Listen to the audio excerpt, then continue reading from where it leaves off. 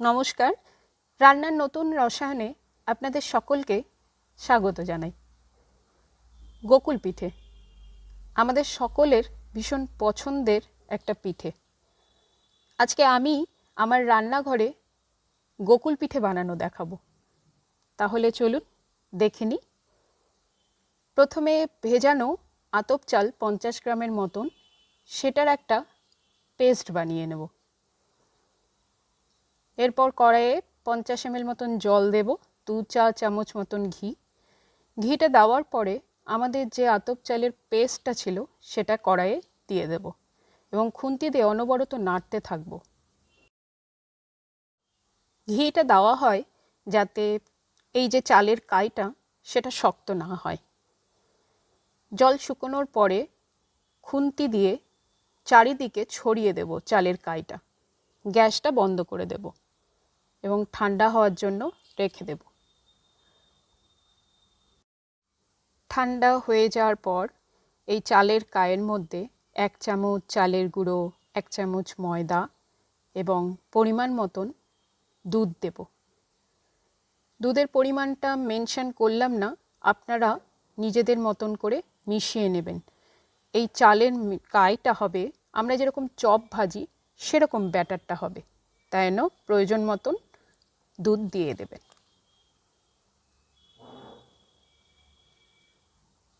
সব জিনিস দেওয়ার পরে হাত দিয়ে ভালো করে চালের কাইটা আমরা মিশিয়ে নেব এবং তারপর একটা ছাঁকনিতে ছেঁকে এরকম একটা ব্যাটার করে নেব যাতে কোনো দলা না থাকে। ক্ষীর বানানোর জন্য একটি পাত্রে ফুল ফ্যাট ক্রিম দুধ 500 গ্রাম মতন, তাতে 1 চামচ চিনি মেশানো। ক্ষীরটা হওয়ার জন্য বসিয়ে দিলাম।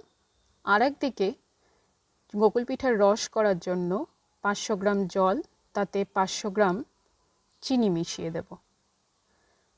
আমাদের বাড়িতে এই পিঠেটা শুধু শীতকালেই হয় না, দিদুনের কাছে নাতিদের আবদার থাকে সারা বছর, তাই জন্য সারা বছরই এই পিঠেটা বানাতে হয়। জল ফুটে যাওয়ার পর 5-6টা থেতো এলাচ দেব, গন্ধটা ভালো হয়। আর এই যে দুধটা নাড়তে নাড়তে পুরো ক্ষীর হয়ে গেছে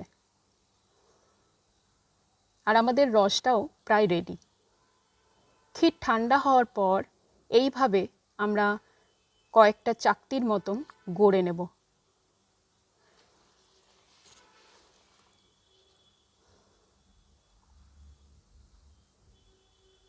গোকুল পিঠা ভাজার জন্য একটি কড়াইয়ে 1 কাপ মতন সাদা তেল দেব আর তাতে 5 চামচ মতন ঘি দেব। আপনারা চাইলে পুরোটা ঘিতেও ভাজতে পারেন আর ভাজাটা হবে পুরো ডুবো তেলে। এই যে এই ক্ষীরের চাকতিগুলোকে আমরা আতপ চালের যে ব্যাটারটা করেছিলাম এরকম চপের মতন আকারে ভেজে নেব। আমাদের গ্যাসের আঁচটা থাকবে একদম মাঝারি, যাতে একবারে উপরটা না পুড়ে যায়। আস্তে আস্তে আমরা এই জিনিসটাকে ভাজতে দিয়ে দেব।